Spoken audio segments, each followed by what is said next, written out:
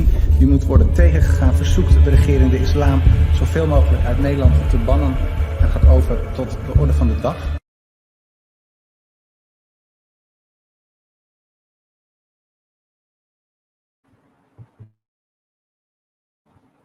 A'udhu billahi minash shaitanir rajim. Bismillahir rahmanir rahim. Assalamu alaikum wa rahmatullahi wa barakatuhu to all my Muslim brothers and sisters. Our today's program is very important program because we have very special guest with us from Netherlands today. Some years before in Netherlands there was an anti-Islamic political party which is still present there, far right political party. Our today's guest, our brother in Islam, was part of that party, and that party belongs to Geert Wilders. Most of Pakistanis know him as Geert Wilders. So this person was an anti-Islamic person in Netherlands and one of the biggest opponent and enemies of Islam in the Netherlands. Years before, once he said that Quran is a poison. When he became member of parliament, he tried his best to ban Islam from Netherlands, to close mosques, to close Islamic schools. He used his power, his authority, his approach to do so. That was Joram before, some years before. But after that, what happened to him? That a biggest enemy of Islam, opponent of Islam, became a Muslim. So you can imagine his story is very interesting. So today he will tell his total story, how he became Muslim, his journey from that hated life towards now, how he became Muslim, how he found that Islam is the true religion, and Holy Prophet Hazrat Muhammad sallallahu alaihi wasallam is the true prophet of God. So he will tell his whole story today. And मेरे उर्दू सुनने वाले और समझने वाले जो हमारे दोस्त साथी हैं उनके लिए भी खुशखबरी है कि मैं रिक्वेस्ट करूंगा हमारे भाई आज हमारे साथ मौजूद होंगे ब्रदर दावर अजीज साहब कि वो इस इंटरव्यू को इन शॉर्ट जो है वो उर्दू में भी साथ साथ बताते चलें ताकि हमारे जो उर्दू सुनने वाले साथी हैं वो भी आज के इंटरव्यू को समझ सकें. So we are very glad today. This program, I think, is one of the best programs of my life because we have very precious, very special guest with us today from Netherlands. And I personally believe that he is a better Muslim than thousands, but I think millions of other Muslims.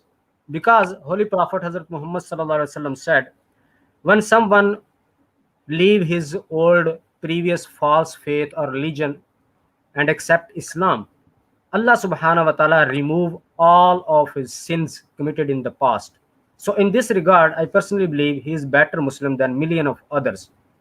Because we are the Muslims by born, still bearing the burden of all the sins we have committed after our childhood to know. But he started his life from the zero, just like a newborn baby. So in this regard, he is better than us. So we welcome him very warmly to our show and congratulate him from our side, from our followers, from whole Pakistani nation for accepting Islam. So we welcome him to our show. Assalamu alaikum wa rahmatullahi wa barakatuhu, Brother Joram. How are you? I'm very fine, and it's a great honor for me to be on your show. So I want to thank the organization for inviting me. And I'm looking forward to our conversation. Thank you very much. And we are also very thankful to you for providing us these great moments from your precious time. And we have our host today, very well known, very handsome, very charming, our brother Dawar Aziz. He is also one of the most senior persons of our Khatman Muwat social media team from UK. Assalamu alaikum, brother. How are you? Walaikum assalam wa rahmatullahi wa barakatuh. Alhamdulillah. And how are you? Alhamdulillah, I'm doing good. So I request you to please translate today's interview just shortly in Urdu as well, because most of our audience are Urdu speaking, so they can understand easily today's program. Okay, so now it's up to you. Most definitely. Thank you very much, Ya Rasul. Jazakumullah khair wa ahsanu jaza. Dear viewers, Assalamu alaikum wa rahmatullahi wa barakatuhu. I welcome you to the show with Islamic greetings.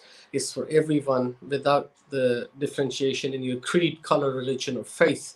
To be honest, I'm honored to have today on the show with us our distinguished speaker, our guest. Zia Rasul introduced him very well.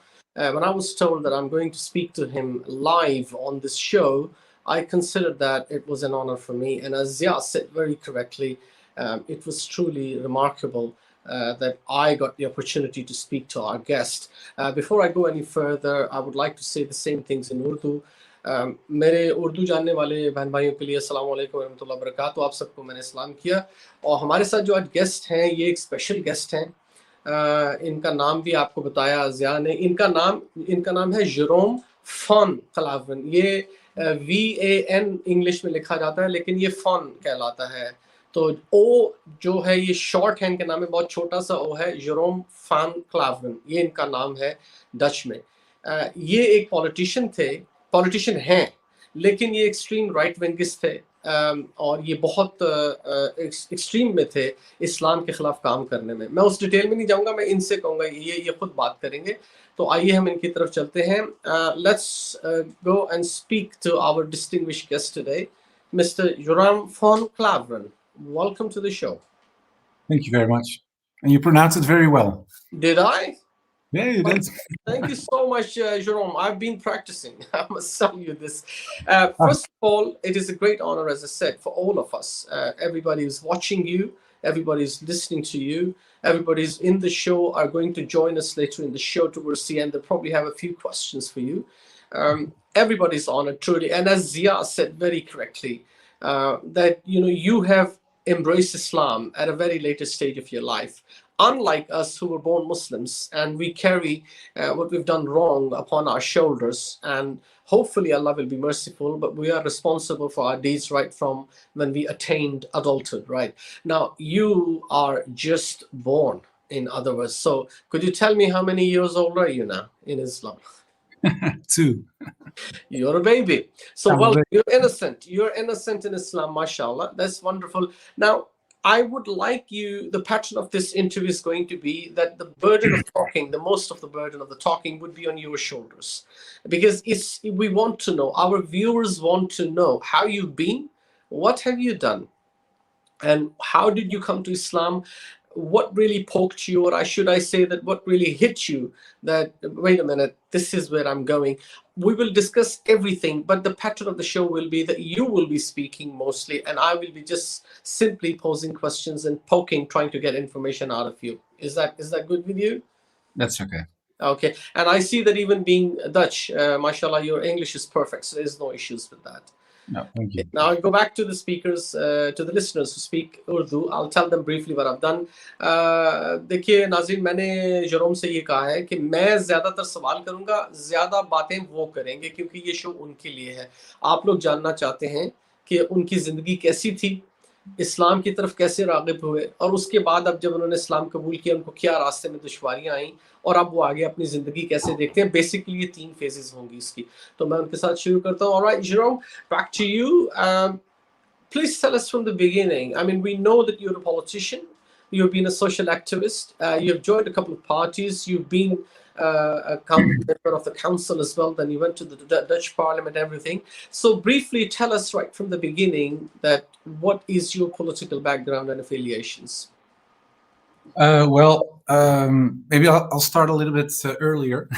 I was born in Amsterdam in a very Christian family, and unlike most of the Dutch people nowadays, we still were Christians, because a lot of people from outside Europe always think that people in Europe are all Christians.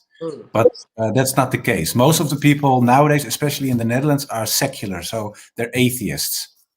But our family was still Christian. So we got Christian names, we prayed before dinner, after dinner, we read the Bible, we went to church. All the things that practicing Christians do is what we did. Well, I'm a father, mother, two brothers, a sister. So for a Dutch family, it was pretty big. We were six of us. And I studied comparative religion at the Free University. And the denomination I was from is the Reformed Church, and that's important because I'll get back to that later. But it's a kind of a strict Christian denomination. And I went to university, and the first day of my studies was September 11, 2001. So the day of the attack on the World Trade Center was my first day at college. And because we were a very strict Christian family and I had an upbringing in that style, my view of other religions was not that positive, especially when it comes to Islam. When you read the theology of our church, they said, well, Islam is a false religion. And when you go back to the 16th century, when our church was founded in 1517 by Martin Luther, he wrote a lot of books about the Turks, the Ottoman Empire, and about Islam. And he said that the Prophet, peace and blessings be upon him, was the Antichrist. So that's the way we were brought up when it comes to Islam. And it's not that they said it explicitly in church, but that's when you talk to ministers and when you were reading your books, etc., that's what you learned. So I already had a pretty negative image of Islam. And after I went to university, of course, the first day was September 11. That confirmed my idea about, Islam is a bad religion. Those people are murderers, terrorists, etc. All the prejudice they have nowadays. That's what I thought because that's what I saw in the street. And there's a very famous filmmaker in the Netherlands. His name was Theo van Gogh. He was killed in the streets by a jihadi. So there was another confirmation of the feelings and the thoughts I already had about Islam. Then we saw explosions in Beslan, Madrid, London, and other places. So it deepened my feelings. And back then I was a member of a liberal party in the Netherlands. But I thought, well, they are too soft when it comes to Islam. And I thought by myself, well, what can I do to protect the country? And I said, well, I have to go to an organization or a party that's the most anti-Islam, the most extreme one. And then I thought, well, that's Geert Wilders, his Freedom Party, the PVV. And that's how I joined, and I was a member of parliament. Okay. So we're coming to, sorry to interrupt you now, because I have to summarize whatever you say for the speaking people as well. That's very well. Now, you're coming to a stage where you met probably the most extremist person in Netherlands against Islam. You joined his party. So we come to that. That's the next stage. But up until now, what I understand and what my audience understand, what I'm going to tell them, is that you had an upbringing which was Christian, predominantly Christian-based. You going to church, you saying your prayers before the meals and everything, as a good Christian would do. You also studied comparative religions, which is very interesting because I'm a student of that too myself, and I've been doing it for past 30 years almost. Now, just a supplement question would be, is that when you were doing your comparative religion studies, obviously you studied Islam as well, because it's another monotheistic faith, the faith that believes in one concept of one God. At that stage, did you find some similarities, or were you really appalled that this is probably a plagiarism from Christianity and Judaism and made into a new religion? It's just a supplement question. Yeah, well, back then that's how I felt, indeed. Okay, you thought that, okay, it's probably they've taken something from the Old Testament, something from the New Testament, put it up and word it nicely into Arabic and created a new religion out of it. All right, okay, so that's your upbringing. That tells us the story that why did you go to the right-wingist party and what were you trying to do? So now tell us that when you got into that mainstream politics, and especially when you joined a right-wingist party, how did your thoughts progress against Islam? And what, in fact, was the effect of Geert Wilders on your thought process? Yeah, well, my thinking was already shaped before, of course, in the base. Like I said, in my case, it had to do with my Christian church and the way we were learned to think about other religion, especially Islam. But when I went into politics, there was also another person already active in the Dutch parliament, and she's famous now, but because she moved to the United States. It was Ayaan Hirsi Ali. Yes. She was in the Dutch parliament as well, in the same party as Geert Wilders. So when I joined politics and I went into politics, she was still there, and the things she said and her ideas. So she influenced Geert Wilders as well. And so she influenced me and a lot of other people as well. So that's very important to know. So not only Geert Wilders, but also Ayaan Hirsi Ali, they were very important when it comes to the debate of Islam in the Netherlands, and I think in the west of Europe as well. And when I went into politics, of course, they said, well, you read this book, read that book. And of course, I had already done my own research when it comes to Islam, I thought back then. So it sharpened your ideas. And because of the fact that you are with all people who are all alike when it comes to the topic of Islam, we were all thinking the same way. It strengthens yourself and the way you are thinking about this issue. And of course, there were still terrorist attacks. So every time something bad happened, we said, well, we already told you, we already told you. So a lot of people in the Netherlands got scared because this violence, and they came to the PVV, and the PVV, the Freedom Party, used to the first time they did an election, they won 9 seats, and that's we have a parliament with 150 seats, so it was a pretty big win for a new organization. But the second time, and that's when I came in, we won 24 seats. And which year was that, Joram? 2009, I was still a parliamentary policy advisor, but in 2010, so that's now 11 years ago, then we won 24 seats. So the organization grew extremely, and we already were able to talk with the other bigger parties in the Netherlands, and so we went half into the government, because some organizations said, well, we don't want to work with you. You are too extreme. You're too anti-Islam. The Christian organization, for example, they said, well, we are already in government, but we don't want to work with you directly, only indirectly. So we got power, but it was like on the side, because every time they wanted to ask us for permission, so to say. So maybe we can say safely that the way it works, or the way it has worked so far, is that the media plays a big part into it, and then they pick up things out of random, out of context. They project it, and then there is scaremongering going on. Politicians jump into it, famous people, activists, organizations, they all jump into it, and they play with people's mind, creating fear out of nothing. Well, I can't say out of nothing, because obviously no smoke without fire, as we say, but it's hyped up. It's really inflated, making a mountain out of a molehill kind of a thing, which is done. And then politicians also, for their own gains, they play right into the hands of those people who want to create that sort of atmosphere. So we're right to understand that the same thing happened also in Holland, as you explained, yes? Yeah, true. And but also that's important to know, because in Europe there is already a very anti-Islamic sentiment without terrorist attacks and stuff like that, because of the past. And a lot of people don't know that, but for example, the Ottoman Empire was a very powerful empire, of course, the last caliphate, and the eastern of Europe, of course, those countries used to belong to the Turkish Empire, like Hungary, Romania, Greece, and countries like that. Yeah, you start right from the Black Sea on the other side. Yeah.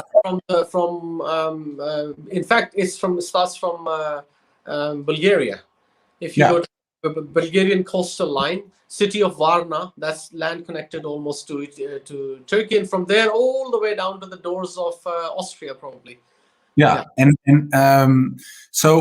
And that's in 1683, so that's a couple of hundred years ago. There was a fight, the last big fight between the Ottoman Empire, the Muslims, and the Christians in Europe. And the Christians won.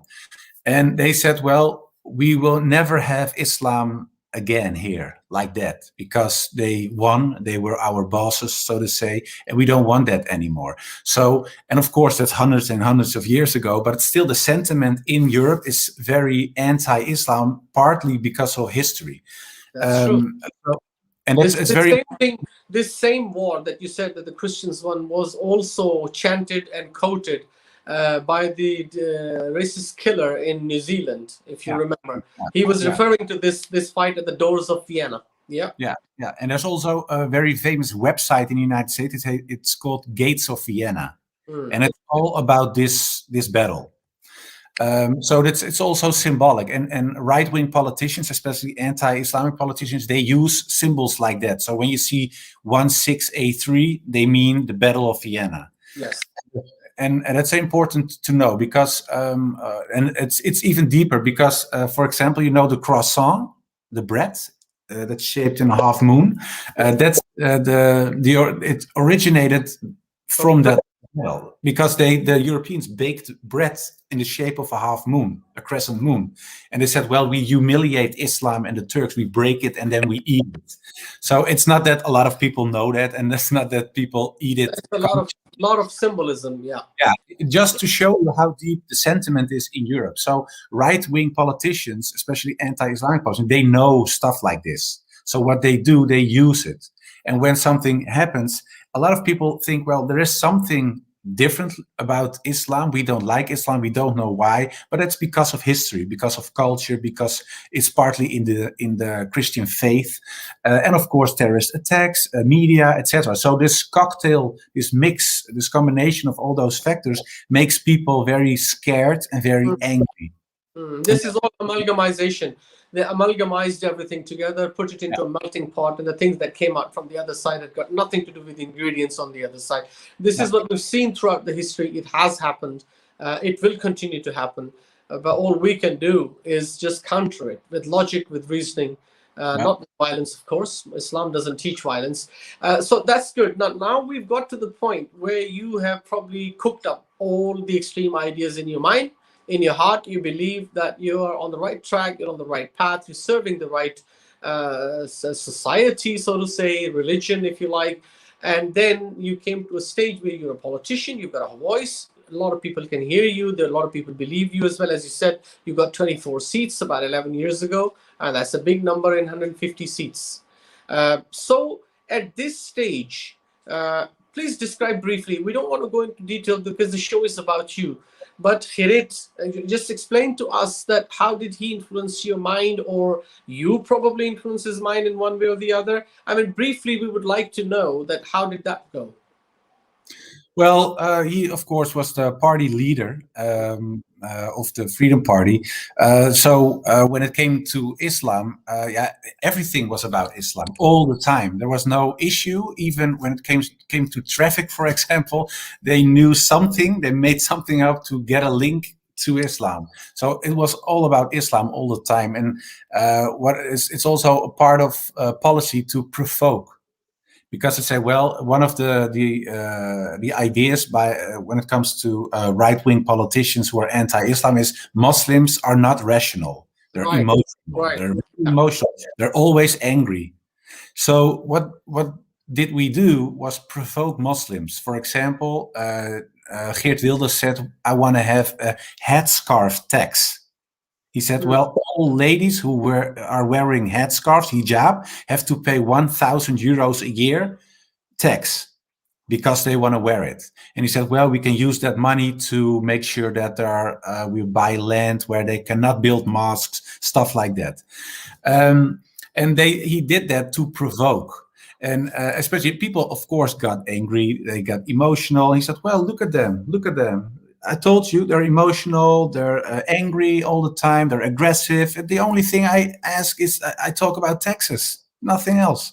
And that's the way they do it. And it's all the time, he said, of course, and I tried to put legislation to shut down all mosques in the Netherlands. I wanted to close all Islamic schools. We even tried to ban the Quran.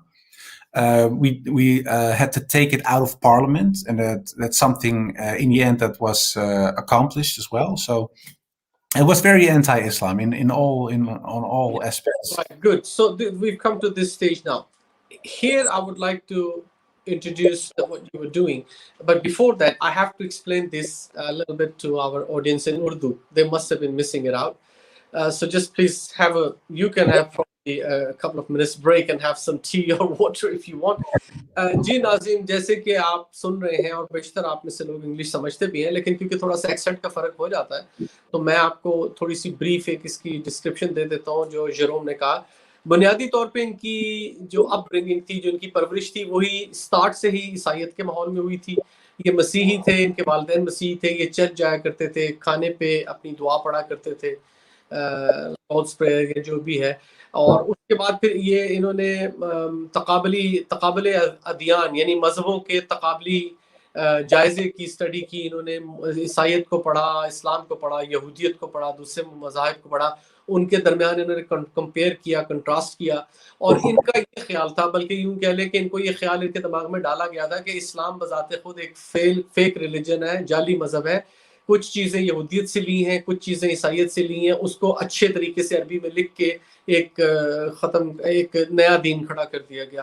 तो ये इनके बुनियादी अकायद थे इस्लाम के बारे में, वही चीज़ें जो हम अक्सर जानते हैं लोगों के दिमाग में डाली जाती हैं। फिर उसके बाद ये पॉलिटिक्स में गए, तो इन्होंने कहा कि मैं extreme right wing party join करूंगा, यानी जो मजहबी इंतहा पसंदी वाले लोग हैं मैं उनको ज्वाइन करूंगा, इसलिए कि ये लोग हॉलैंड का कल्चर, हॉलैंड की सकाफत तबाह करने पर तुले हुए हैं। हेड स्कार्फ पहनती हैं इनकी औरतें, मर्द दाढ़ियां वगैरह रखते हैं, ये सारी चीज़ें। तो मैं ऐसी पार्टी को ज्वाइन करूंगा जो इन सब चीज़ों के खिलाफ होगी और जो इन सब चीज़ों को रोकने के लिए काम करेगी। तो इन्होंने ये पार्टी ज्वाइन की, जिसका सरबरा वही मलऊन है जिसे हम सब पाकिस्तान में उसे ग्रूट वाइल्डर कहते हैं, लेकिन वो खिरत वेल्डर है उसका नाम, विल्डर्स। तो उसका भी इनके ऊपर इन्फ्लुएंस हुआ, वो पार्टी का सरबरा था। ये उसके साथ मिलके मजीद ऐसे तरीके सोचते रहे, जैसे कि औरतों के स्कार्फ पर टैक्स लगा दिया जाए, 1000 यूरो एवरी ईयर, 1000 यूरोस का टैक्स लग जाए, और ताकि उस पैसे से वो पैसा हम इकट्ठा करें और उससे हम ज़मीनें खरीदें ताकि लोग मुसलमान मस्जिदें ना बनाएं। तो इस किस्म के काम करने में इन्वॉल्व हुए थे। अभी तक यहाँ तक इनकी स्टोरी है। अब मैं आगे चलता हूँ, फिर बाद में कुछ और ट्रांसलेट करेंगे। Right, so I am with you again, Joram. Now, tell me something more. At this stage, you went into some research, if I'm not wrong, and you decided to write a book. Right, now tell us about what motivated you to write a book against Islam. It's about apostasy, I know that. I will explain to my viewers later in Urdu what it is. But tell us that what motivated you to write a book. And my next question, I can tell you that now, so don't cover it in this answer. Next question would be that what triggered you during the research that everything went flipped? Yeah. First in 2014, there was an issue in Dutch politics about Moroccans. And it's important to mention because in the Freedom Party, the PVV, of course, everybody was anti-Islam. But there were also people who are very anti-Moroccan. And that's because of ethnicity and not so much about religion. And, at one time when there was an election for the city council, I think it was for the city council in 2014, and Geert Wilders started chanting, "We want less Moroccans. We want less Moroccans, less Moroccans. I'll fix it that there will be less Moroccans in the Netherlands." And the whole crowd started less, screaming, less. So it was during a political rally, but everybody got really excited, and it was kind of scary for Moroccan people, of course, but also for a lot of other Dutch persons. They said, what do you mean? I want less Moroccans. What are you going to do? But I was the spokesperson when it came to Islam, of course, but also when it came to stuff like nationality and other topics. So I asked Geert Wilders, what's this? Because he didn't told me about this. So it was something spontaneous. And I said, well, that's not my view. Of course, I don't like Islam, and I have a problem with Islam and Muslims, but I don't necessarily have a problem with Moroccan people, because there were also Moroccan people working for the Freedom Party on other parts of the party outside of parliament. And they were ex-Muslims or Jewish or Christians. There were no Muslims, of course. But I said, well, it's kind of strange to say that all those people have to leave the country because because they have a Moroccan background. It's kind of silly because they were different ethnicity. yeah. Yeah. And so what I said, well, if you don't change it, we have a problem. I have to leave the party. I'll still be in parliament as an anti-Islamic politician, but I'm not a member of your party anymore then. And well, we got into a little fight, so to say, and then I left the party, and I was still in parliament as an anti-Islamic politician, and we started our own smaller group. And then I thought, well, I finally have the time to start writing an anti-Islam book. And it was something I already wanted to do, was a long-held desire. Because I thought, well, we have to have a theoretical groundings to explain why we hate Islam. So when, of course, there is a debate on television, radio, etc., etc., and then we can show him the book. That will read the book, and then you will be anti-Islam too. So that was the purpose of the book. And so probably it worked in your favor then. You should be grateful for that little fight. Yeah. Yeah, now I am. Yeah, now in hindsight, you can say it's probably, God, Allah works in He has His own ways. In Quran, obviously, I'm sure you're reading it now. In Quran, it says, "Makaruhu wa makar Allah wa inna Allaha khairul makirin." That the enemies of Allah, they have a plan, and Allah also has a plan. And Allah's plan, Allah is the best of the planners. Yeah. So this is probably His plan to get you that time off after that little fight. You go independent in the parliament, and then you started to write that book. Now let's come to your book. That's very interesting for me. Now I want to know from you, Joram, please tell me, at what stage in that thought process, it started to change, and you started to think, now wait a minute, it all could be the mirror image. It all could be the other way around that I've been thinking. I mean, you went 180 degrees. It takes time to go 180 degrees. It takes time. But what was that thing? I'm sure all our viewers are interested to know that triggered you for the very first time, and you said, maybe I need to rethink. Yeah. And that's why I told you in the beginning, of course, I was brought up in a Protestant Christian environment, pretty strict. But of course, when you reach the age of 15, 16, you start thinking about your belief, your religion. Of course, everybody does. What do I believe? Why do I believe this? And that's a normal thing to do. But I questioned, for example, the Trinity. In Christianity, people believe you have God the Father, God the Son, Jesus Christ, and the Holy Spirit. And they are all God, but they're also different. So it was kind of a very complex concept. Yeah, it's the three gods, but not three, but one. Yeah. One is three and three is in one. And individually, they are complete as well. And when you put them together, they're again complete themselves. Yeah, so it comes from in the older Bible, in King James Version. The base one is the first epistle of John, chapter 5, verse 7. For there are three in heaven who bear witness: the Father and the Father, the Son, and the Holy Spirit, and these three are one. Yeah, and that's what you're referring to as Trinity. Yeah, okay. Yeah, they added that part later, but it's something. But it was taken out in 1952 in Revised Standard Version. It was taken. Absolutely right. Yes. But this concept, the Trinity, when I was 16, so I said, I thought it was kind of strange. How can Jesus Christ die on the cross? And He is God, but God is still in heaven. So is God able to die? I thought it's kind of strange because He's God. And if you cannot die because you are God. And otherwise you're not God. So it was something I was questioning. And also, for example, the crucifixion. In Christianity, they say you have to believe that Jesus Christ died for the sins of man. Otherwise, you cannot go to heaven. But when I was young, I asked... You need that. And I asked my ministers, my preachers, well, how is it with Abraham then, and Moses and Noah, for example? Because they died, of course, the prophets, they died, but they died before Jesus Christ was there. So I asked them, are they in hell? Because you said to me, the only way to God is through Jesus Christ. But those people died before. They're very famous prophets in the Bible. And they said, no, of course, they're not in hell, they're in heaven. And I said, how is that possible then? Because you told me the only way to God was through Jesus Christ. There was no Jesus Christ back then because He wasn't even born yet. So how is it possible that they are in heaven? Exactly. So you started to have doubts at the age of 15 or 16, Yeah. probably. But in the end, I thought, well, it's probably too complex for me as a young person. I don't get a grip on it, so I leave it. I'm Christian. It's a cultural thing, but also I believe everything except I don't get it. That was what I thought then, and I let it that way till I was well, what is it, 39, and I was writing my book. And suddenly, of course, I was in my book. I have a chapter. It's called "The Concept of God in Islam" and the concept of God in Christianity. Christianity we talked about, the Trinity stuff. But then I was reading about the concept of God in Islam. And I thought to myself, well, that's pretty clear. There's one God. And Full that's it. stop. Full stop. Yeah. Yeah. And I thought, well, it sounds more logical to me than my own concept of my own religion back then. And I thought to myself, well, this concept of the Islamic way of seeing the concept of God suits me better.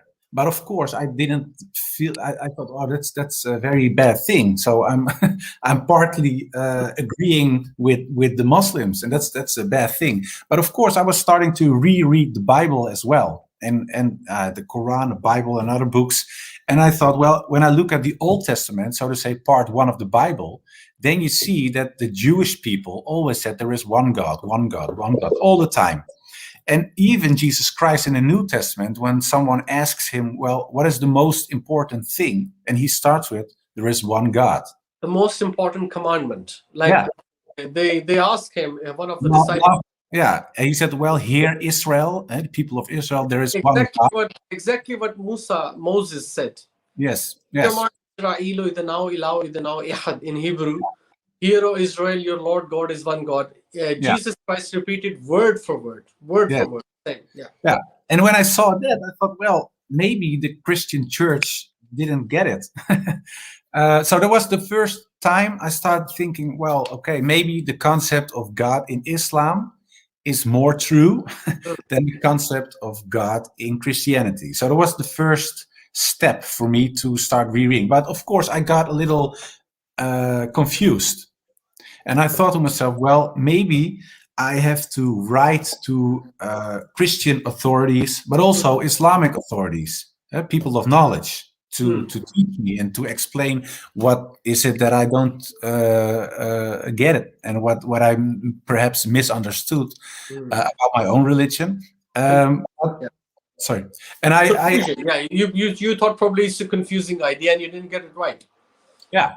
So, but of course, I wrote to several ministers, and they said, "Well, no, the things you say are correct." And I said, "Well, it's not very logical." But I say, "Well, it's a mystery." Okay. That's the only way probably to explain it. Otherwise, there's no explanation. Any ideas, any thoughts into it. Good. Now, so this while you, so I'm rightful to say that you know the oneness of God was probably the first thing that you started to think that Islam might has got something to offer to humanity.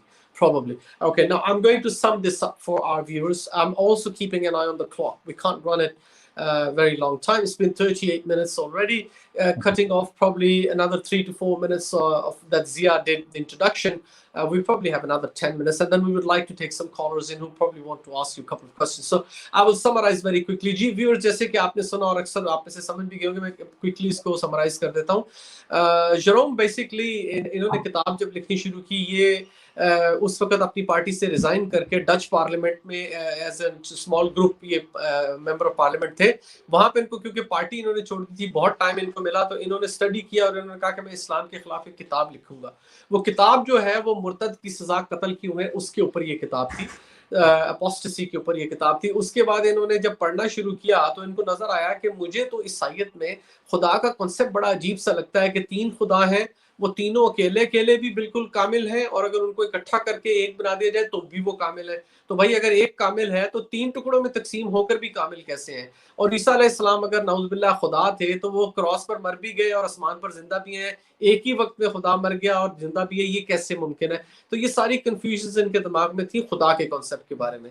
उसके बाद जब इन्होंने इस्लाम के बारे में पढ़ा अपनी किताब में लिखने के लिए कि इस्लाम में अल्लाह का कॉन्सेप्ट क्या है, कॉन्सेप्ट ऑफ अल्लाह क्या है, तो ये बड़े हैरान हुए कि तो बड़ा सिंपल सादा सा और स्ट्रेट फॉरवर्ड कॉन्सेप्ट है कि अल्लाह एक है और बस, कोई बाप नहीं, बेटा नहीं है, उसके कोई टुकड़े नहीं है, कोई हिस्से नहीं है। तो इस चीज ने इनको इस्लाम के बारे में सोचने पे मजबूर किया कि हो सकता है इस्लाम में कोई ऐसी बात हो जो मुझे समझ में नहीं आई, या मैं ईसाईयत में कंफ्यूज हूँ। इन्होंने अपने पादरियों को, मिनिस्टर्स को लिखा, लेकिन वो कहने लगे कि भाई ये एक मिस्ट्री है, ये एक उलझा हुआ है, पेच दर पेच चीज है, आप इसको छोड़ें। तो वहां से इनको इस्लाम की तरफ रगबत हुई कि इस्लाम तो बड़ा क्लियर है अल्लाह की ज़ात के बारे में, खुदा की ज़ात के बारे में। तो अब हम आखिरी पार्ट की तरफ आते हैं इस इंटरव्यू में। इसमें मैं इनसे पूछूंगा कि फिर इस्लाम कबूल किया, कैसा महसूस किया, और अभी आगे क्या करने जा रहे हैं, ये क्वेश्चन हो गया। Joram, back to you.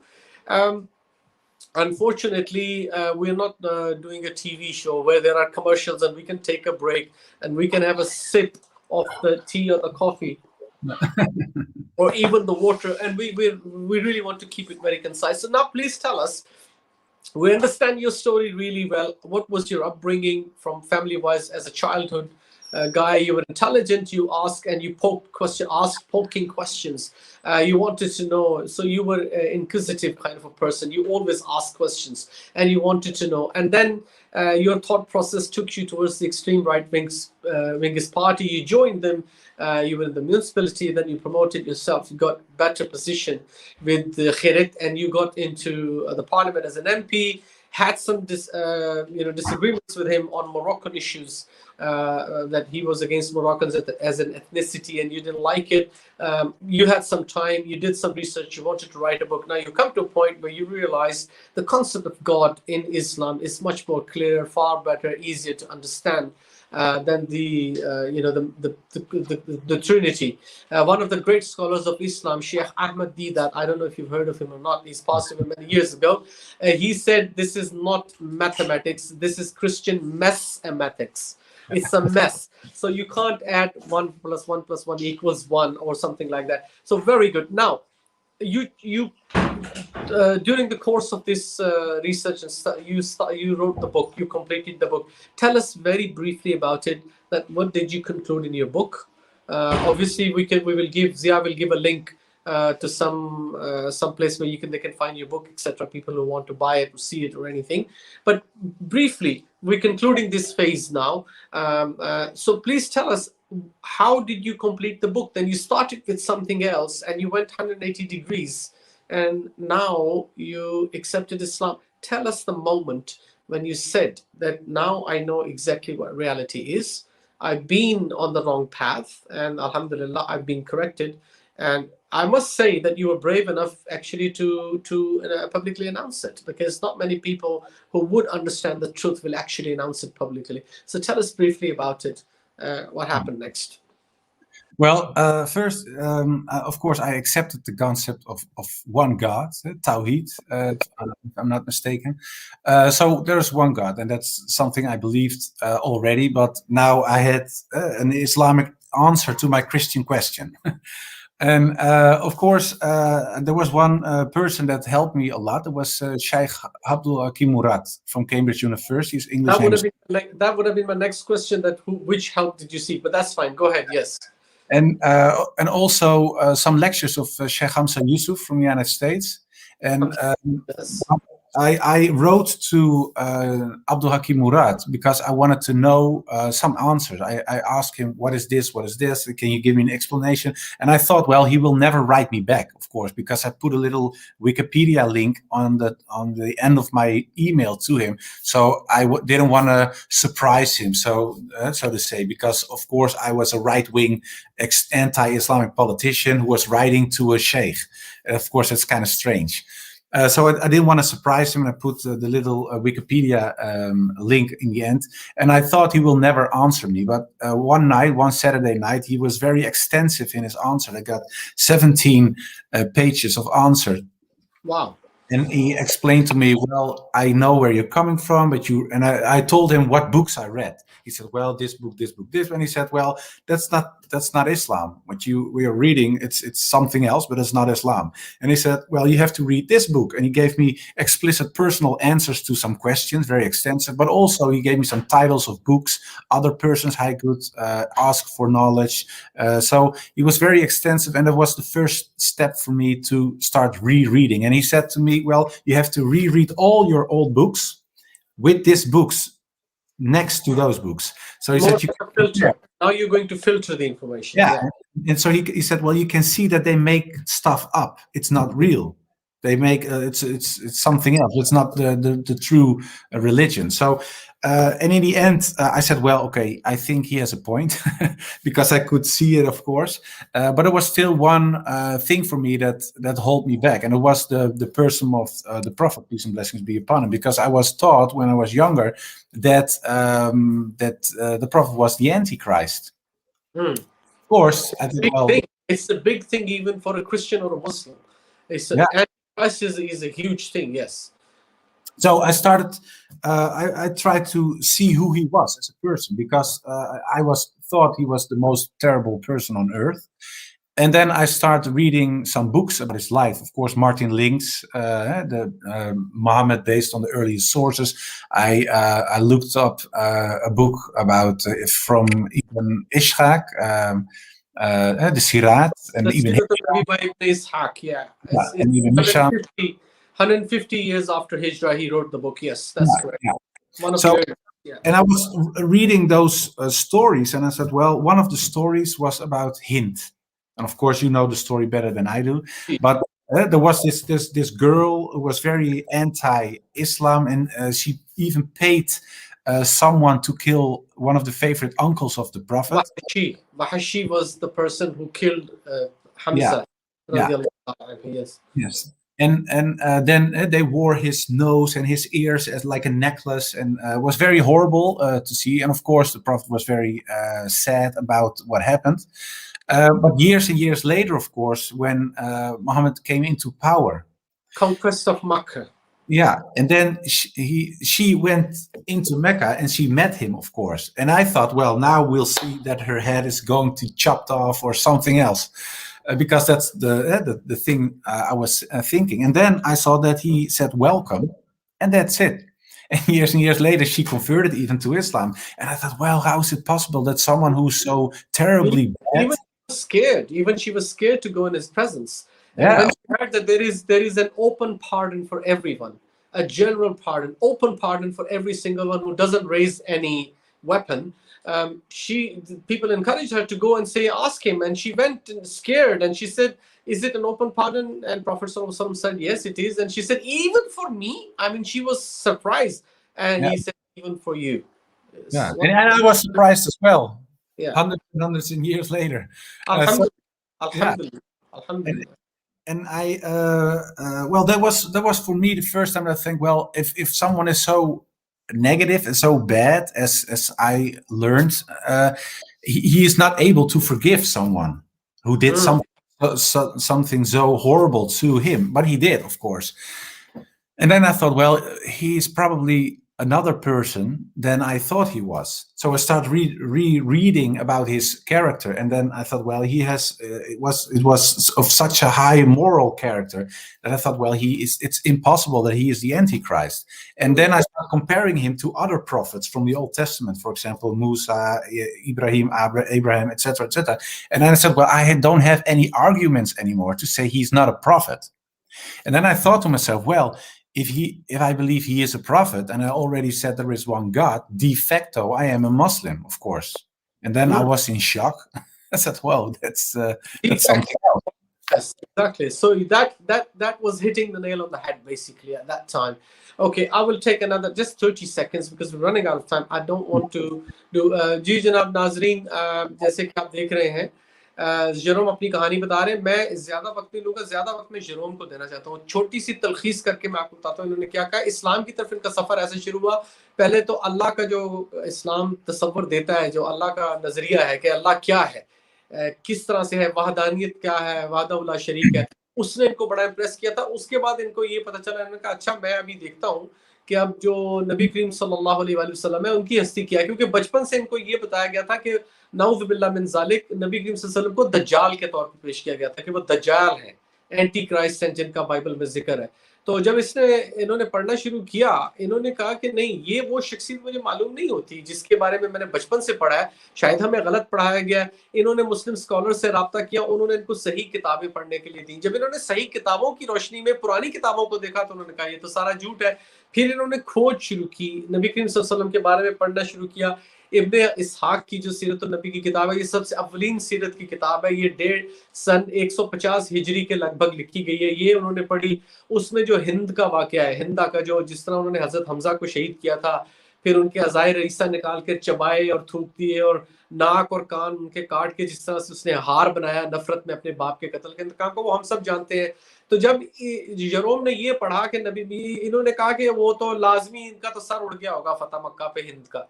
लेकिन जब जरोम ने ये देखा कि फतेह मक्का पर उसको भी माफ कर दिया गया, तो ये कहने लगे कि मोहम्मद सल्लल्लाहु अलैहि वसल्लम अल्लाह के नबी ही थे, कोई जालिम इंसान नहीं थे, बड़े रहीम करीम शफीक इंसान थे।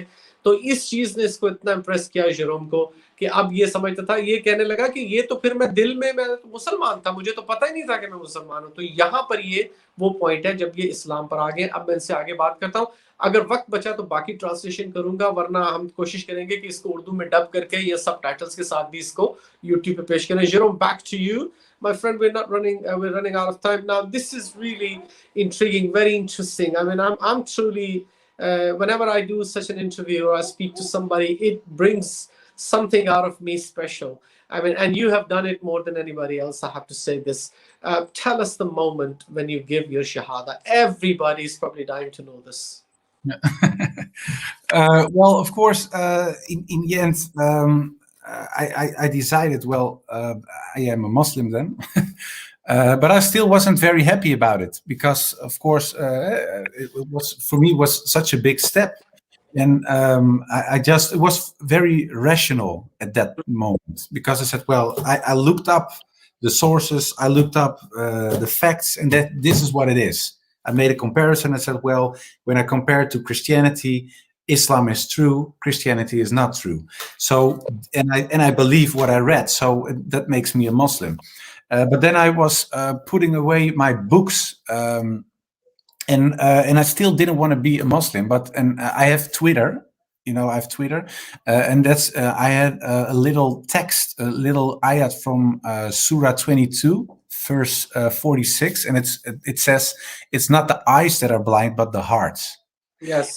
And why did I put it there? Because, and I don't know if you can see it, there's a bookshelf here, and I put all the books I was reading, and I was finishing my book, and I put them back, and then one book that fell out of the closet. There were a few books, but one of them was the Quran, and I picked it up, as right on that spot with my finger. I put it up, and there was this surah and this ayat from, like I said, it's not the eyes that are blind, but the hearts. And then I thought, yeah, that is it. That's it, because I can read it with my eyes. I can see what I see. I know it, but I don't want it. So it was like my heart was closed. And then I said, well, I go to bed, and I did like a dua before I went. It's like really like directly from Allah to you, straight to your heart. But I did a dua, and I said, well, I don't know what God is there and what faith is true, but if there is a God, please show me the right path. Don't let me go astray. And then I went to sleep, and when I woke up, I felt very happy and very strong. I said, well, I'm a Muslim. And then I told my wife, and then I told my mother, and she started crying. She wasn't happy at all, but my wife was. How about your wife? How did she take it? Mom, obviously, as we know, she's practicing Christian, but what about wife? Yeah, my wife is Christian as well, but she said, well, I see it makes you happy. And she says, well, if that's what you think is true, then I support you. So I was very happy that my wife stayed with me, of course, because she also could say, well, I want a divorce. Could be. Fantastic. Sensible lady, I must say. Yeah. Very sensible. Okay, right. So this is the moment when you said, that's it, I'm a Muslim now, and you announced it publicly. Fantastic. Now we come to the last part, and we'll try to keep it brief. Now, because it will be brief, because it relates to your life from now on onwards. Tell us, in a broader perspective, probably because the world is a global village now. Everybody is so close to each other. On the palm of your hand is everything. In a broader perspective, probably internationally, but also because Dutch is a very kind of a very preserved society, culture, European culture, obviously, predominantly Christians, or people who are filling the census form saying Christians, but in fact atheists or don't really believe. How do you see yourself reacting with them, being with them, and promoting the cause of Islam? I mean, wouldn't you like them to see what you've seen, and you would like them to be invited to that path that you've found? So what are your thoughts on that? I mean, what do you have any plans? Have you thought about it? What are you doing towards to achieve that goal? Tell us about it, please. Well, of course, I have to take one step back because it relates to what you asked me. When I made it public, so to say, that I became a Muslim, of course, I first told my family before it went on television stuff, because I didn't want to be the shock too big. And some family members were very angry. Some started crying, etc., etc. But I was working as a radio host as well back then. And I worked for a very Christian organization, a very conservative Christian. I was the voice, like an opinion maker in that radio show. So I had to tell my co-host, I had to tell him, well, I became a Muslim. And he said, well, I cannot believe it. He said, well, I couldn't sleep for 2 days. He went all crazy. But I asked him, can't we make it public in a television show? So, and I wanted to be in a Christian television show because I was, of course, one of the spokespersons of the traditional Christian persons in the Netherlands. And then he said, okay. And I was very surprised. Why would you do that? But that's what we did. So we went on, we had a one-to-one conversation on television. And then I announced in this television show that I became a Muslim. So I directly confronted the Christian part of the nation with my conversion. What I'm still. I can well imagine the reaction. I can imagine. Yeah, I wasn't too positive. Okay, it's well, you know, Khirit actually summed it up very well. I was reading when he heard the news of your accepting Islam and becoming a Muslim. His reaction was that he's shocked, obviously, like everybody else. But what he said, it actually made me smile when I read his comments. He said, "Is to imagine him." Means you, Joram, to become a Muslim is like a vegetarian is going to work for a butcher's shop, which pretty much sums up what people thought about when you announced to become Muslim. So that's very well. Fantastic. Congratulations one more time. I mean, this is what you've done. Not many people have been able to achieve it, although they see the light, but it's difficult for them to accept it and announce it as well. Now, tell us about I mean, in Holland, let's say, for example, how do you see yourself in the next 10 years in terms of your politics? Obviously, what you're doing and activists for other things and all that. But with that, now you've got the blend of Islam. I mean, you carry the name of Islam, and I'm sure that you would like to get many people back from that brainwashing that they had, just like you had, like you had that brainwashing. How do you plan to do that? If you like to share it with us. Yeah, well, in the Netherlands, there is no advocacy group for Muslims. There is none. So what we are doing now is that we are starting one. That's one thing. When it comes to legislation and stuff like that, there has to be an organization that gets out there, gets into politics, start writing to politicians, talk to politicians, ministers, etc., to make sure that the things they do are also in favor of the Muslims and not against the Muslims. So that's something I'm doing now. So we're starting an advocacy group for the Muslims in the Netherlands. And there's another other thing that I do. It's called, we founded with several brothers and a sister, an organization called the Islam Experience Center. And what we do is that we go to schools with virtual reality glasses. So it's very high-tech stuff and very nice and very fun to do for children. And what we do is that we were able, by donations and friends and people who support us, to go to already 1,000 children, and we want to grow and do this for 500,000 children each year, and we want to present them Islam in the correct way. So that's what we do now. We go to schools and we offer it for free, and all schools are very enthusiastic. We even went to the old primary school of Geert Wilders and we didn't know that. So it was very fun. So we we talked to the children there, and we show them Islam through the VR classes. You see the history, you see all beautiful things, Islamic inventions, like 1001 Inventions style. And that's what we are doing now, and we hope that it will grow and that we reach as many people as we can to share the true message of Islam. Well, I have to say this is the right way. I mean, congratulations one more time. You've taken the right path. Islam, as we all know, contrary to what is being projected or portrayed as into the Western media in particular, Islam talks about dialogue. Islam in Quran, Allah says, "Qul ya ahlul kitab," say to the people of the book, "Ta'alu, come and have a dialogue, meaningful dialogue." And we agree on the things that we agree on, that God Almighty is one, for example. We start from there. That's the starting point. Islam is logic. It talks about logic. Islam talks about peace, but in which way is the peace? I mean, there are several levels. How do you interact with the non-Muslims? How do you create an Islamic society where non-Muslims can also live in peace and harmony? So many things which have been misquoted, misled. People take verses out of Quran, out of context, and they can make a mountain out of molehill, as I said. So you've got I mean, I have to say this. I'm not very experienced, but still, I could see very clearly from the 30s of dialogue that I have had with Christians and atheists.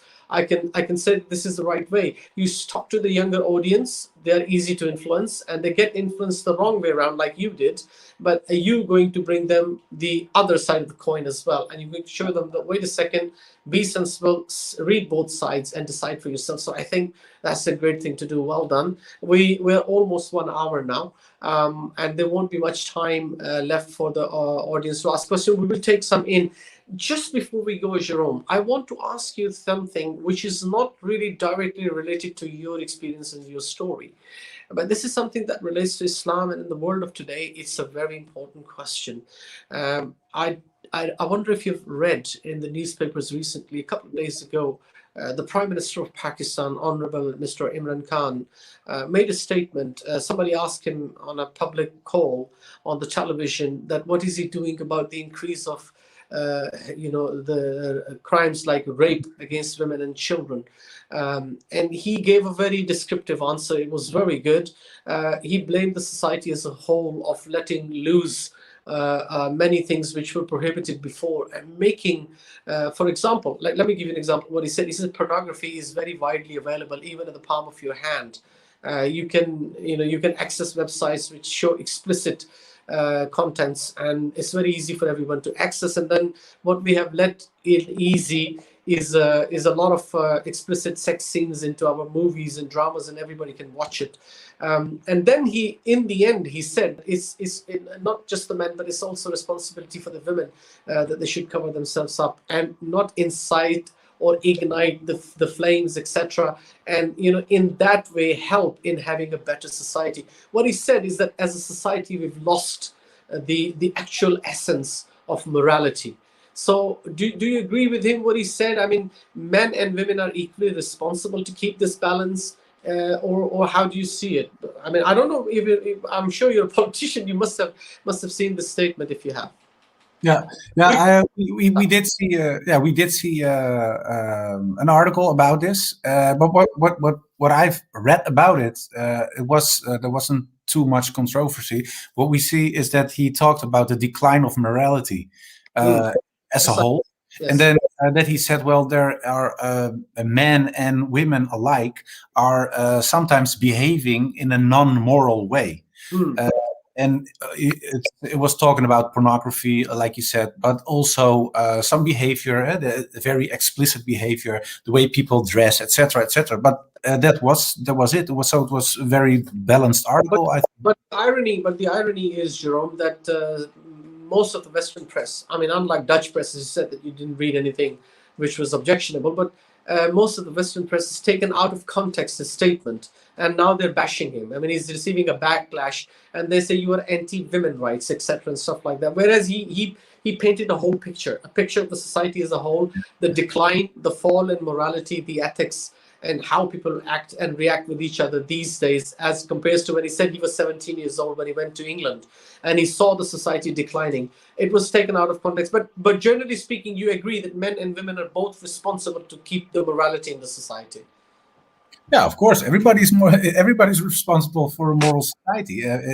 Men should behave, and women should behave, and I think that's a normal thing to wish for, even because I have 3 daughters, and I hope that they will live in a very normal and a very safe and yeah, nice society. Moral ethical, yeah. Yeah, of course, and that's not a society where you can always see pornography and alcohol and aggression and drugs and stuff like that. But I think that there is a bigger problem here, and that's secular liberalism. Yes. And it's pushed extremely, especially in the West. We see it all the time. And when it comes to drugs, prostitution, stuff like that, they try to make everything normal, even the things that are not normal. And I think that a part of the discussion, again, there was not so much discussion in the Netherlands because there was no very controversy article or something. But it's a discussion here all the time between conservatives and extreme liberals. And I think it's very important that we try to make sure and hold morality up high. So, yeah, I hope. What you've said, I mean, let me give you an example, even from Holland, and you would know it better than I do. The issue of drugs, for example, I mean, when it went beyond control. Now, instead of having heavy penalties for that or punishment or some sentence for that, what was done is that you legalize a minimum quantity. That if you're carrying this much, it's not intent to supply. You can carry 10 grams, for example. It's for your personal use. As long as it's for your personal use, it's fine. Now, you're not really, you're basically brushing it under the carpet, isn't it? You're just painting it nice, that up to 10 grams is allowed now. The drug is a drug is a drug. It still is a drug, but you're legalizing it. So that you're not addressing the problem. You're giving it a legal cover. It's not a crime anymore if you have a certain quantity. So this type, yeah, I fully appreciate. Look, we've come to the end of the line now here for the show almost. Thank you very much for all the opinions that you have. Our audience, just one quick word in Urdu नाज़रीन, जैसे कि आप देख सकते हैं वक्त काफ़ी हुआ है, हम आपके कुछ 2-4 सवाल भी लेना चाहते हैं, लेंगे इंशाल्लाह, लेकिन हम दरअसल मैं पूरी बातों को ट्रांसलेट नहीं कर पा रहा, इतना इंटरेस्टिंग ये टॉपिक चल रहा है और जोरम ने जिस तरह डिटेल से अपने बारे में बताया, तो इनके व्यूज़ हम ऐसा करेंगे, हम इनसे टाइम ले लेंगे किसी और दिन भी, और इनको किसी और दिन भी इन्वाइट करेंगे, फिर हम इनसे सोशल इश्यूज़ पे बात करेंगे कि ये क्या समझते हैं। जैसे अभी हमने ड्रग्स का और रेप का और बच्चों के खिलाफ क्राइम का और औरतों के खिलाफ डिस्क्रिमिनेशन का और इस तरह की चीज़ें हमने इनसे डिस्कस की हैं, लेकिन बिल्कुल आखिरी 5 मिनटों में। तो हम इंशाल्लाह ताला अज़ीज़ इनसे फिर टाइम भी ले लेंगे, अगर ये बहुत बिजी होते हैं, लेकिन हम इनसे टाइम लेंगे आपके लिए। तो ये देखते रहिएगा शो, हम फिर इसको अनाउंस करेंगे अगर इन्होंने हमें टाइम दिया। लेकिन ये कि मैं ट्रांसलेट पूरा नहीं कर पाऊंगा, बहुत वक्त हो गया, थोड़ा ऊपर चले गए अपने वक्त से जो कि हमने डिसाइड किया था इनके साथ, और वो बिल्कुल खामोशी से बैठे सुन रहे हैं, तो आपको अप्रिशिएट करना चाहिए। Joram, back to you. What we will do is that we will request you probably another time. I know you're a busy man, but if you have some time for us, maybe we can do another show in which we will touch more on the social aspects of things and the problems, and how as a new Muslim you see, because you've lived that society, you have lived those things which were pretty normal to you before, like for example consumption of alcohol or free relationship between men and women, or even men or men and women in Western societies. Nothing wrong with that. So you have lived through that sort of lifestyle, not personally yourself, but you've seen very closely. You've been as a politician, you've tolerated things that you probably didn't even like and be politically correct. You know what I'm saying. So once when you've come out of it and you see it from an outside perspective, from a person who's going to come out of it now, what sort of solutions you would suggest, what things you would see. So maybe another day when you have time, we can discuss the social aspects of Islam and how Islam can benefit the Western society and culture and the problems commonly faced by the common man in West. So I think we will ask you another time. Definitely, hopefully you'll be our guest. Now, with your permission, we've concluded the interview or the chat. I don't like to call it an interview. It's a friendly chat.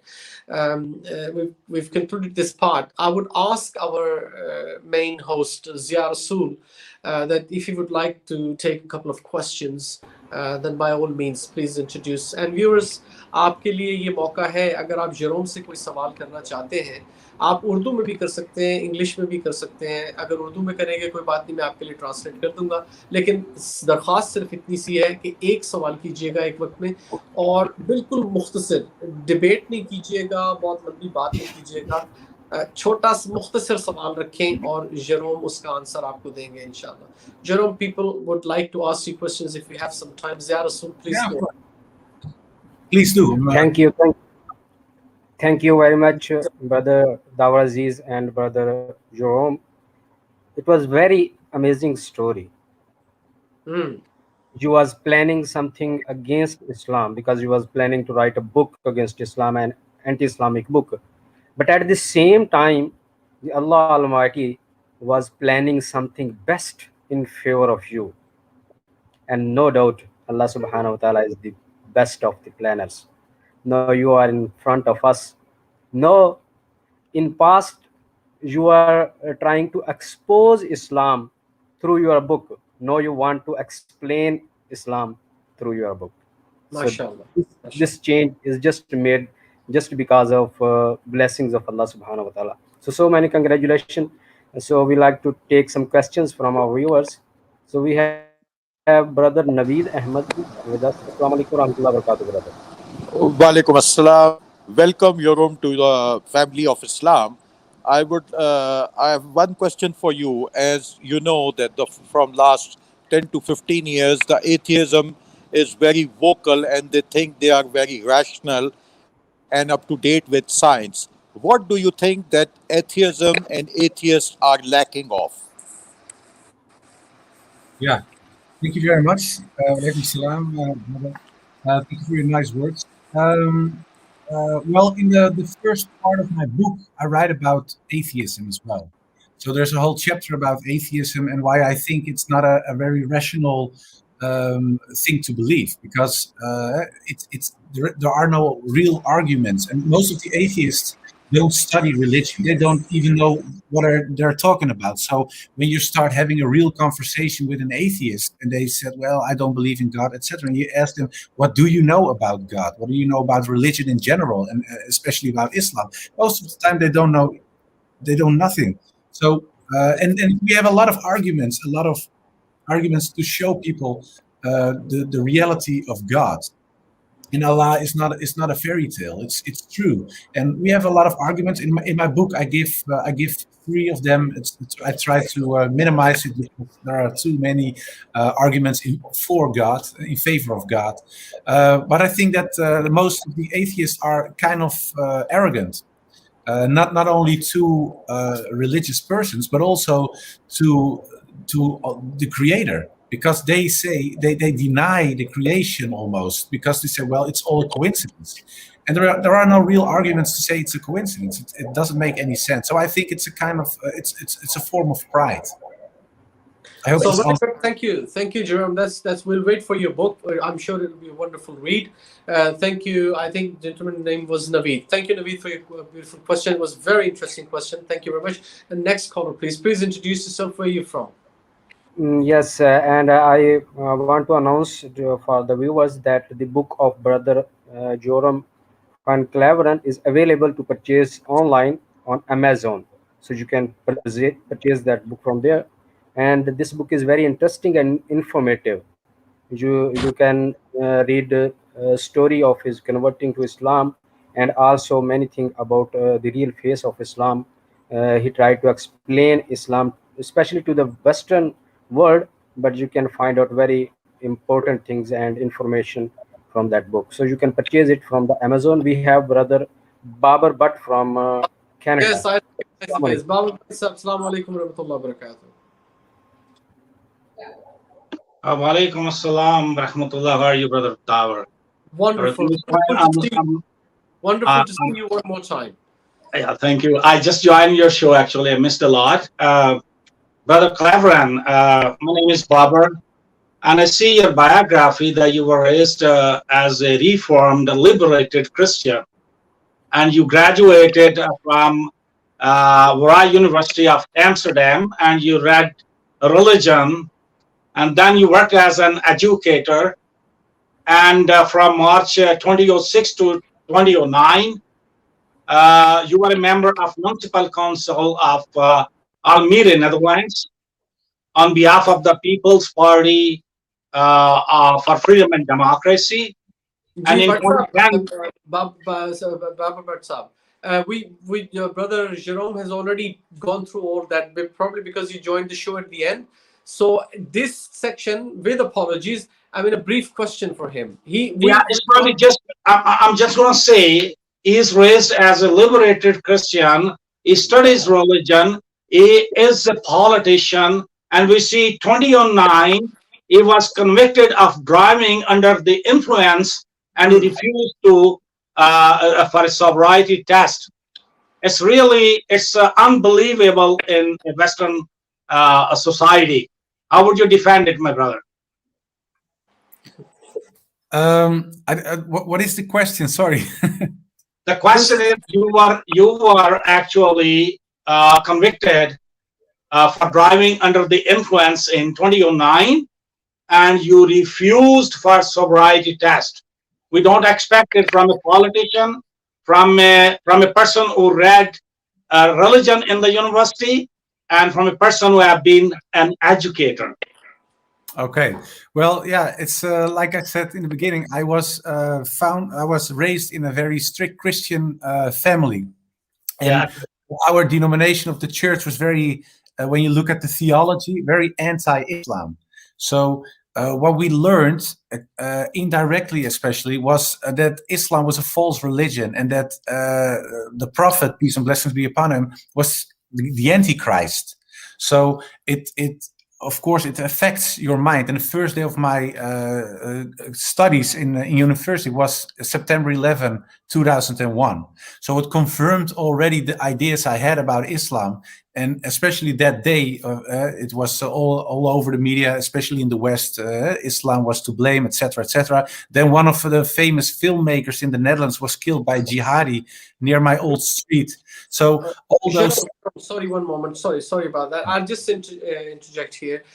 What Brother Babar wants to know actually, that once when you were stopped while you were driving under the influence of alcohol and you refused a test, a sobriety test, he said you were an educator, a proper Christian, and all that, and you had all the moral values taught as a Christian. You were going to church, etc.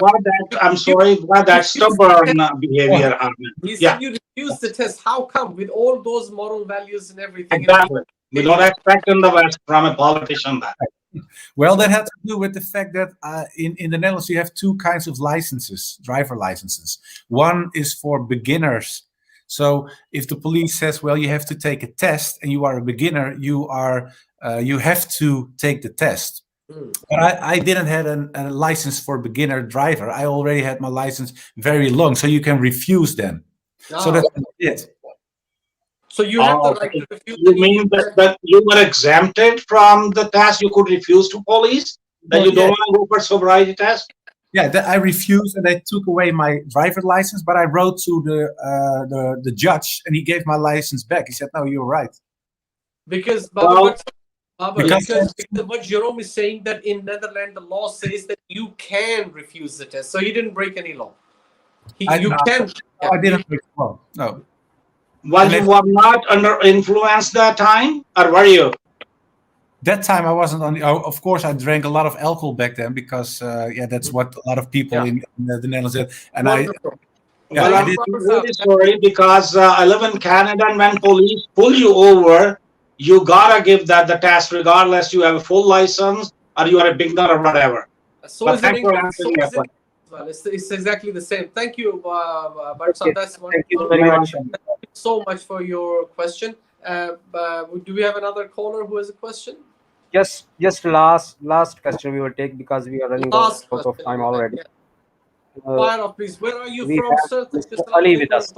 Where are you from, and what's your question? Hello. Is it Ali? Assalamu alaikum. I am from Europe. We have a question, and first I want to congratulate. Yes, that's right. And I have a question regarding, the Muslim living in Europe. They face racism, backlashes whenever something happens. How our brother is going to help portraying the good picture of Islam and communicating with all these politicians, because we face all these blames for no before we reason. go forward, you're in And there Europe. are a lot of misunderstanding. Okay, that's fine. So please tell us, Europe in the is our UK. continent. Where from in Europe? If you like to say it, please tell us the country. आप Europe में कहाँ से बात कर रहे हैं? Particularly all European countries, we have misconceptions. I'm calling from UK. From UK. All right, wonderful. Joram, you heard the question. Please, would you like to answer, gentlemen? I didn't get the question entirely. Is it okay. The question what Ali was asking is that he says that there is a lot of racism against Muslims. Race is one thing, but because of the religion, it comes into race and etc. As like you said about the case of Moroccans, for example. Yeah. He wants to know that what would be, what would you like to do, or what you are able to do in terms of counter racism kind of things, the thoughts that people have, the common public, forget the politicians, forget other things who've got vested interest in these hate crimes, but what about common public? What would you think would be the right approach to get them out of it? The racism against Muslims in particular in Europe. Well, I think that the most important thing is to get the truth out there, because I was misled, of course, and the blame is on me because I didn't do too much of studying back then.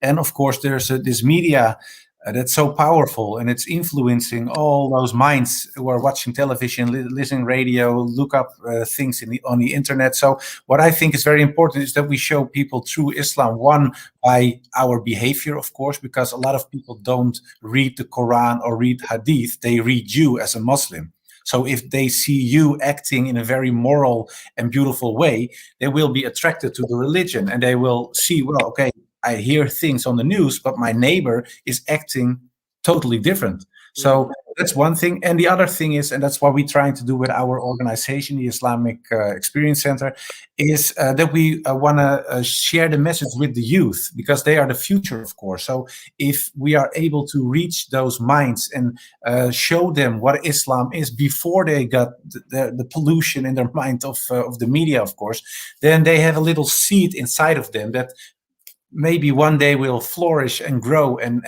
make them even help or become Muslim. You don't know. Indeed, very good. Thank you so much.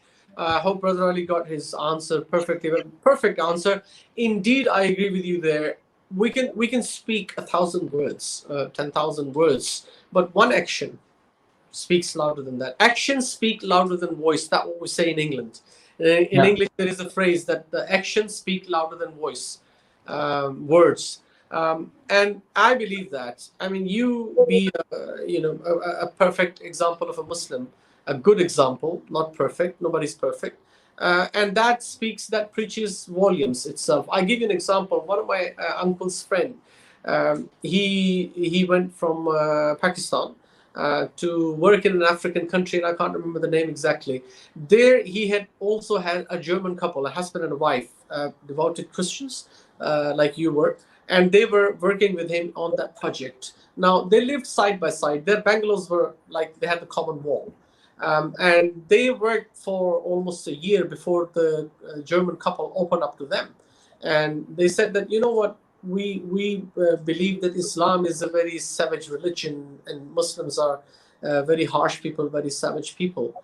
So my uncle's friend asked them that, what savageness have you seen in me?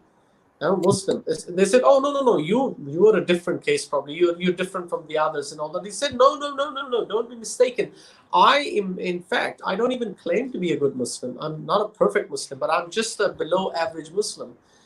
So then they started discussing religion. He gave them Quran, he asked them to read, and more than reading the Quran or the Hadith or something, which they were not familiar with back in those days, what they learned about Islam was from his own actions. Day in, day out, they were working with him and seeing him. Yeah. And in fact, it influenced them so much that the result was what you achieved. So there you go. Practice. The prejudice, the racism, hate against religion, against color, against creed, This is all cultivated by the media, by preconceived ideology and thoughts. And what needs to be done is obviously you wash it off by quoting the right thing about Islam, but more importantly, you present it as your own practice. I fully agree with you. Well done. Okay, gentlemen, ladies, whosoever are watching here, thank you very much for being with us. It's been almost an hour and a half. Joram has given us more time than what we agreed with him. So thank you very much one more time. Apologies for getting late. It was so interesting, Joram. We will definitely have you on the show again. It's been an honor. It's a privilege for us. We're all honored to hear you directly today.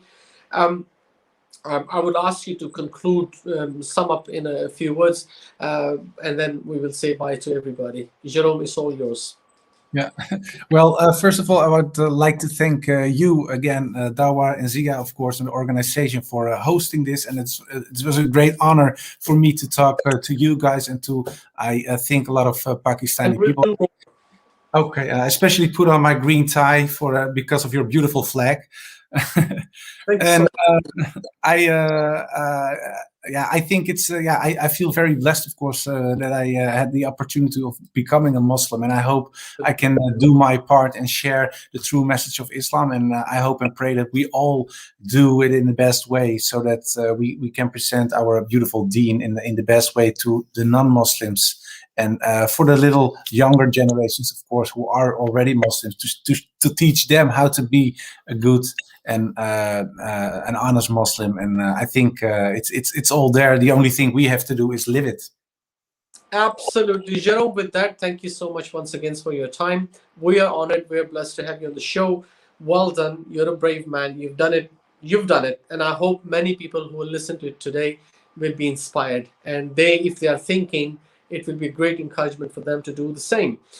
With this, viewers, Dawar Aziz signing off now. I hand it over to Zia, who will do the conclusion of the show. But from me, thank you very much for being patient, being with us, listening to us with all interest, and in particular, our right honorable gentleman, Joram, who has given us some absolutely wonderful thoughts and throughout the journey to Islam. I thank you all, the viewers, and in particular to Joram. And from me, Assalamu alaikum wa rahmatullahi wa barakatuh. Wa alaikum assalam wa rahmatullahi wa barakatuh. Thank you very much, brother Dawar Aziz, and special thanks to our brother Joram van Kleveren. And very, very special thanks because in the respect of our flag, you are wearing green tie today. So thumbs up for brother Joram. Thank you very much for respecting our flag. Same like that, we respect your country, we respect you, we respect your motherland. We have no problem with anyone's motherland, anyone's country, anyone's flag. We respect everyone. So there is no doubt. So thank you very much for giving us your precious time. Inshallah, we will plan another interview with you. If you get some free time in the future, inshallah, we will plan some other program. So inshallah, thank you so much for the viewers. And I also like to say sorry to that audience who are waiting to ask a question because we are running out of time. So inshallah, we will meet you again in some other program. So in that program, I will take your questions in priority, inshallah. So till then, I want to say Assalamu alaikum wa rahmatullahi wa barakatuhu with special thanks to brother Joram van Kleveren. ताजदार ख़त्म नबूवत जिंदाबाद, पाक फौज जिंदाबाद, पाकिस्तान पाइंदाबाद। अस्सलामु अलैकुम व रहमतुल्लाहि व बरकातुहू।